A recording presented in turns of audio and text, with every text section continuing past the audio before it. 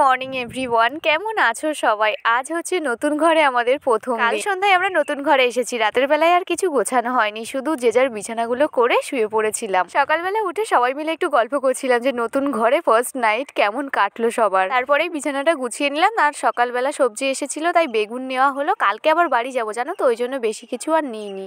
এখানে দেখো রিয়া আবার মানি প্লান্ট গাছ লাগাচ্ছে। তারপরেই আমরা সমস্ত জিনিসপত্রগুলো গোছালাম, আমাদের যা যা ছিল আর কি সবকিছু দেখো খাটের নিচ দিয়ে সাজিয়ে রেখে দিয়েছি। আর এখনো জিনিসপত্রগুলো আছে বাইরে, এইগুলো দেখতে পাচ্ছ, এইগুলো হচ্ছে বাসনপত্র কিছু আছে যেগুলো রান্নাঘরে রেখে দেবো। ওখানে রান্নাঘরটা আগে রিয়া পরিষ্কার করে নিচ্ছে। তো এইভাবে ব্যস্ততার মধ্যে দিয়ে কিন্তু সারাটা দিন আমাদের কেটে গেছিল। সন্ধ্যাবেলাতে আবার আমি আর দেবজানি বেরিয়ে পড়েছি জল আনতে। এখানে কাছাকাছি একটা টিউবওয়েল আছে, তো সেখানেই গেলাম জল নিয়ে আসতে। এর পথে নিয়ে এসেছিলাম ভুট্টা, কিন্তু ভুট্টাটা একদমই জালি ছিল না, খুবই শক্ত ছিল, যেটা খাওয়া গেল না। তবুও আমি কিছুটা খেয়েছিলাম। আমার প্রিয় জিনিস এভাবে ফেলে দিতে একদমই ভালো লাগে না। চলো আজ এটুকুই, টাটা।